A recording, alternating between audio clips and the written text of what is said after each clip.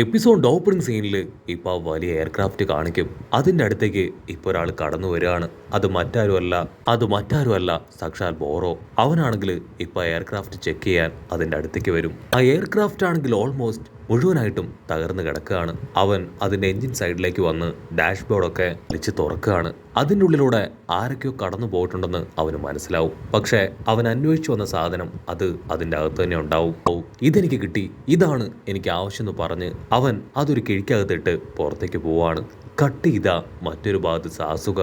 അവനാണെങ്കിൽ സായി പറഞ്ഞ ആ ലൊക്കേഷനിലേക്ക് എത്തിയിരിക്കുകയാണ്. കട്ട് ചെയ്ത ഒരു ഫ്ലാഷ് ബാക്ക് കാണിക്കും. ഫ്ലാഷ് ബാക്കിൽ കട്ട് ചെയ്ത സായി ആണെങ്കിൽ കൊനാമാരു ആ ഒരു എയർഷിപ്പിൽ നിന്ന് കളക്ട് ചെയ്തെടുത്ത ഡാറ്റാസ് അതുപയോഗിച്ച് ഒരു ലൊക്കേഷൻ അവന് പറഞ്ഞു കൊടുക്കുകയാണ്. നെഞ്ചിപ്സ് ഉപയോഗിച്ച് മാത്രമേ നിനക്ക് അവിടെ എത്താനായിട്ട് കഴിയൂ. ഇത് കൊനാമാരു കളക്ട് ചെയ്ത ഡീറ്റെയിൽസ് ആണ്. തീർച്ചയായിട്ടും നിനക്കത് പ്രയോജനപ്പെടും.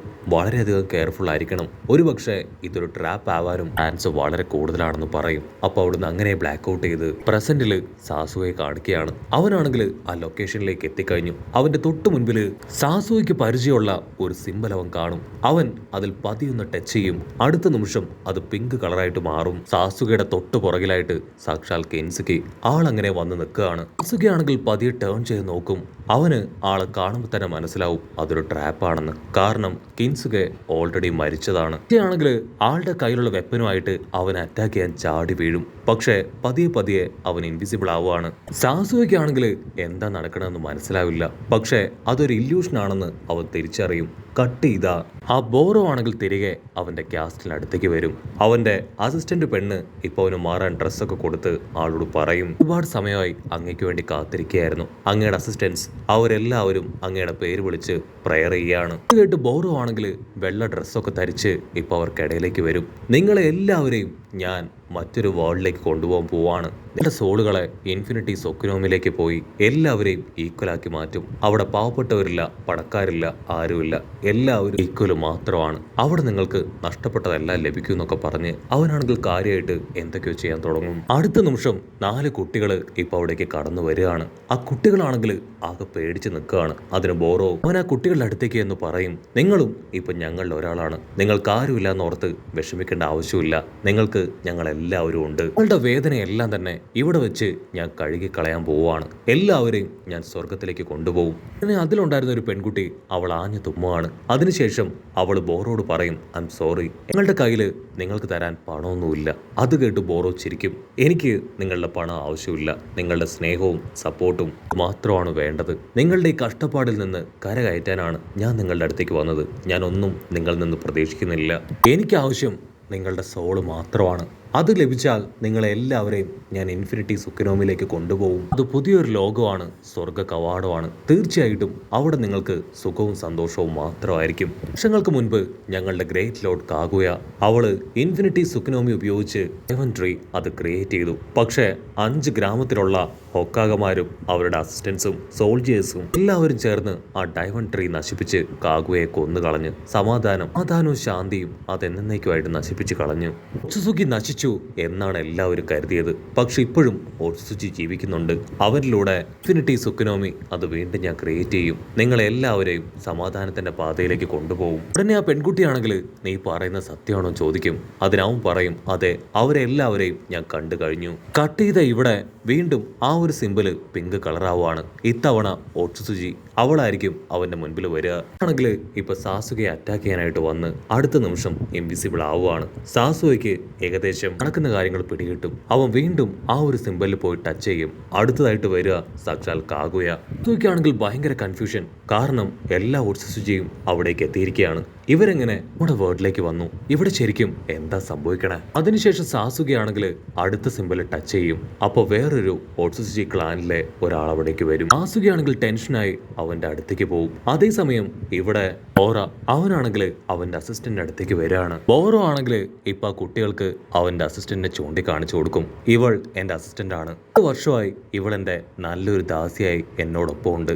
എനിക്ക് ഇൻഫിനിറ്റി സുക്കിനോമി വഴി ഇവൾക്ക് ഒരുപാട് കാര്യങ്ങൾ ചെയ്തു കൊടുക്കാൻ തുടങ്ങി. കാര്യങ്ങൾ ഇവൾക്ക് ചെയ്തു കൊടുക്കാൻ കഴിഞ്ഞു. ഇന്ന് ഇവൾ ഹാപ്പിയാണ്. നിങ്ങൾക്കും അതുപോലൊരു ഹാപ്പി ലൈഫ് വേണ്ടേ? ആ കുട്ടികളെല്ലാവരും ഞങ്ങൾക്ക് വേണം എന്ന് പറയുന്ന അതേ സമയം ഇപ്പൊ ആരോ ഒരാള് അവിടേക്ക് ചാടി വരികയാണ്. അവിടേക്ക് വന്നത് അത് മറ്റാരുമല്ല, ആ 4 പെൺകുട്ടികളിൽ ഏറ്റവും മുതിർന്ന പെൺകുട്ടി ഇനോരി, അവളുടെ ബ്രദറാണ്. അവനാണെങ്കിൽ വിളിച്ചു പറയും, ഇനോരി നിന്നെ അവരെല്ലാവരും ചേർന്ന് ചതിക്കുകയാണ്. നിന്റെ പ്രോബ്ലംസിനുള്ള സൊല്യൂഷൻ അത് ഓൾറെഡി ഞാൻ കണ്ടെത്തി കഴിഞ്ഞു. ഒരു ഡോക്ടറെ കൺസൾട്ട് ചെയ്ത് നിന്റെ അസുഖം അത് പൂർണ്ണമായിട്ടും മാറ്റാൻ കഴിയുമെന്ന് ഞാൻ കണ്ടെത്തി. നിന്നെ കൊണ്ടുപോകാനാണ് ഞാൻ ഇവിടേക്ക് വന്നത്.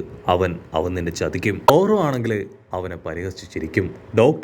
ഡോക്ടറെ കൊണ്ടൊന്നും ഇവളുടെ അസുഖം ഹീൽ ചെയ്യാനായിട്ട് കഴിയില്ല. പിന്നെയും ഈ സമൂഹം പറ്റിക്കുകയാണെന്ന് പറഞ്ഞ് അവൻ വീണ്ടും വീണ്ടും ആ പയ്യനെ കളിയാക്കും. അതിനാ പയ്യനാണെങ്കിൽ ഉച്ചത്തിൽ വിളിച്ചു പറയും, ഞാനല്ല നിങ്ങളാണ് എല്ലാവരെയും ചതിക്കാനും പറ്റിക്കാനും ശ്രമിക്കണേ. ഈ കുഞ്ഞുങ്ങളെയും ഇവിടെയുള്ള എല്ലാവരെയും നിങ്ങളുടെ സ്വാർത്ഥ താല്പര്യത്തിന് വേണ്ടി നിങ്ങൾ ഉപയോഗിക്കുകയാണ്. അത് കേട്ട് ആ കുട്ടികൾ അവര് പേടിക്കാൻ തുടങ്ങും. ബോറോ ആണെങ്കിൽ അവരെ ആശ്വസിപ്പിക്കും, നിങ്ങൾ ആരും പേടിക്കേണ്ട ആവശ്യമില്ല, അവനെ ആരൊക്കെയോ ചേർന്ന് തെറ്റിദ്ധരിപ്പിച്ചിരിക്കുകയാണ്. എത്രയും വേഗം ആ കാര്യത്തിൽ ഞാനൊരു സൊല്യൂഷൻ ഉണ്ടാക്കും. ആ പയ്യനാണെങ്കിൽ ദേഷ്യപ്പെട്ട് പറയും, ഒന്നും അറിയാത്ത ഈ കുട്ടികളെ പോലും നീ ഇതിലേക്ക് വലിച്ചഴച്ചു അല്ലേ? പിന്നെ അവന്റെ അനുജത്തിയാണെങ്കിൽ അവനോട് പറയും, ഇദ്ദേഹം നല്ല മനുഷ്യനാണ്, ഞങ്ങളോട് വളരെ സ്നേഹത്തിലാണ് സംസാരിക്കുന്നത്. അത് കേട്ട് കൺട്രോൾ പോയ ആ പയ്യൻ അവനാണെങ്കിൽ ചില ജിപ്സും ഒക്കെ അങ്ങനെ പ്രയോഗിക്കും. അവന്റെ അനുജത്തിയാണെങ്കിൽ അവനെ തടയാൻ ശ്രമിക്കും. പക്ഷെ അടുത്ത നിമിഷം അവൻ ആ ജിപ്സ് ഉപയോഗിച്ച് ബോറോയെ 2ആയി വെട്ടി എറിയുകയാണ്. ബോറോയുടെ ബോഡി അത് 2ആയിട്ട് പിളർന്ന് ചോര അതങ്ങനെ ചുറ്റുമുണ്ടായിരുന്ന കുട്ടികളുടെ ദേഹത്തേക്ക് ചീറ്റി തെറിക്കും. അവനാണെങ്കിൽ അവന്റെ അനുജത്തിന്റെ അടുത്തേക്ക് വന്നിട്ട് പറയും, പ്ലീസ് ഇനിയെങ്കിലും ഞാൻ പറയുന്നത് കേൾക്ക്, നിന്റെ അസുഖം ക്യൂർ ആവാനുള്ള എല്ലാ കാര്യങ്ങളും ഞാൻ കണ്ടെത്തി കഴിഞ്ഞു. ഇവൻ ആക്ച്വലി ഫ്രോഡാണ്, നിങ്ങൾ എല്ലാവരെയും പറ്റിക്കാൻ ശ്രമിക്കുകയാണ്. എന്റെ അനുജത്തിക്കാണെങ്കിൽ എന്താ പറയണ്ടേന്ന് അറിയാതെ അവൾ അങ്ങനെ നിസ്സഹായായിട്ട് നിൽക്കും. പക്ഷെ അടുത്ത നിമിഷം ബോറോ അവനാണെങ്കിൽ വെട്ടി 2ആയി വീണ അവന്റെ ബോഡി അതങ്ങനെ കൂട്ടി യോജിപ്പിച്ച് ബാക്ക് ടു നോർമൽ ആവുകയാണ്. ആ പയ്യനും ചുറ്റും ഉണ്ടായിരുന്നവരെല്ലാവരും ബോറോയെ തന്നെ അത്ഭുതത്തോടു കൂടെ നോക്കും. അതിന് ബോറോ പറയും, ഞാൻ നിന്നോട് പറഞ്ഞതല്ലേ, ഞാൻ ദൈവത്തെ കണ്ടവനാണെന്ന്. ഓൾറെഡി ഞാൻ സ്വർഗത്തിൽ നിന്നാണ് ഇപ്പൊ വരുന്നത് പോലും. സോ നിനക്ക് എന്നെ കൊല്ലാൻ സാധിക്കില്ല. ആ കാഴ്ച കണ്ട് അവന്റെ സിസ്റ്റർ അവളാണെങ്കിൽ സോറി പറഞ്ഞ് അവിടുന്ന് കടന്നു പോവാണ്. അടുത്ത നിമിഷം ബോറോ അവനാണെങ്കിൽ വലിയ എന്തോ റോക്കറ്റ് വിട്ട സന്തോഷത്തിൽ അവന്റെ അടുത്തേക്ക് വരും. അതിനുശേഷം ഒരു ജിപ്സു പവർ ഉപയോഗിച്ച് അവനെ തകർത്ത് ഇല്ലാതാക്കുകയാണ്. കട്ട് ചെയ്ത ആ കോജി കാഷിയെ കാണിക്കും. അവൻ ഇപ്പോഴും ആ ടവറിൽ തന്നെ ടൈം സ്പെൻഡ് ചെയ്യാണ്. അതേസമയം ബൊറൂട്ടോയും മീറ്റ്സുകയും ടീമും ഇവരാണെങ്കിൽ നിർത്താതെ ട്രെയിനിങ് എടുത്തുകൊണ്ടേയിരിക്കും. മീറ്റ്സുകയാണെങ്കിൽ ബൊറൂട്ടോട് ചോദിക്കും, കവാക്കി അവനെന്തിനാ ട്രെയിനിങ്ങിനിടയ്ക്ക് ഇപ്പൊ വീട്ടിലേക്ക് പോയേ? അതിന് ബൊറൂട്ടോ അല്പം നേരം ചിന്തിച്ച് അവനോട് പറയും, ഒരുപക്ഷെ ആ തകർന്നു പോയ വെയ്സ് അത് റെഡിയാക്കാൻ പോയതായിരിക്കും. അപ്പൊ അവിടുന്ന് അങ്ങനെ സീൻ ബ്ലാക്ക് ഔട്ട് ചെയ്ത് ഇവിടെ സാസുകയെ കാണിക്കും. അവനാണെങ്കിൽ സാസുകയാണെങ്കിൽ ഇങ്ങനൊരു ഒഡ്സുസുകയെ ഇതിനു മുൻപ് കണ്ടിട്ടില്ല. അവൻ ആരാണെന്ന് കാണുന്നതിന് മുൻപ് തന്നെ അവൻ ഇൻവിസിബിൾ ആവുകയാണ്. അടുത്ത നിമിഷം എന്തോ ഒരു ശബ്ദം കേട്ട് സാസുക ഞെട്ടുകയാണ്. മറ്റൊന്നുമല്ല, ഒരു ടെയിൽഡ് ബീസ്റ്റ് അതവിടേക്ക് കടന്നു വരും. റെനീനുകൾ കണ്ണുള്ള ആ ടെൻടൈല് അതിനെ ആരോ അവിടെ ലോക്ക് ചെയ്ത് വെച്ചിരിക്കുകയാണ്.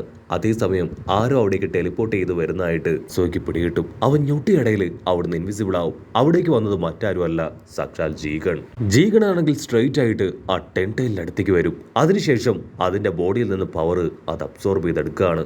അവനത് അബ്സോർബ് ചെയ്തെടുക്കുന്നതോറും അവന്റെ കർമ്മ പവർ അത് കുറെ കൂടെ വിസിബിളായി കൊമ്പൊക്കെ അങ്ങനെ മുളച്ചു വരികയാണ്. സാസുക അവൻ ദൂരത്തിരുന്ന് ഈ കാഴ്ചകളൊക്കെ കണ്ട് ടെൻഷനാവും. എത്രയും വേഗം എനിക്കിത് നറൂട്ടോയെ അറിയിക്കണമെന്ന് പറഞ്ഞ് അവൻ പുറപ്പെടാൻ തയ്യാറാവും. ജീഗൺ ആണെങ്കിൽ ആ പവറൊക്കെ അബ്സോർബ് ചെയ്തെടുത്ത് ഇപ്പൊ ടെൻടൈലിനോട് പറയും, എനിക്ക് ആവശ്യമായിട്ടുള്ള 2 വെസല് അതുമായി ഞാൻ എത്രയും വേഗം നിന്നിലേക്ക് തിരികെ എത്തും. സോ അവന്റെ 2ാമത്തെ വെസല് അത് മറ്റാരുമല്ല, സാക്ഷാൽ ബൊറൂട്ടോ ആണ്. ഇതാ ഇവിടെ മീറ്റ്സുകയും ബൊറൂട്ടോയും അവർ രണ്ടുപേരും അങ്ങനെ കാര്യമായിട്ട് സംസാരിച്ച് ഫ്ലൈ ചെയ്ത് വരുന്നതോട് കൂടെ ഈ ഒരു എപ്പിസോഡും അവസാനിക്കുന്നു. എപ്പിസോഡ് ഇഷ്ടപ്പെടുകയാണെങ്കിൽ തീർച്ചയായിട്ടും ലൈക്ക് ചെയ്യാനും കമന്റ് ചെയ്യാനും അറിയാനും മറക്കല്ലേ. അടുത്തൊരു അടിപൊളി എപ്പിസോഡുമായിട്ട് കാണുന്നവരെ it's me with Mallu episode.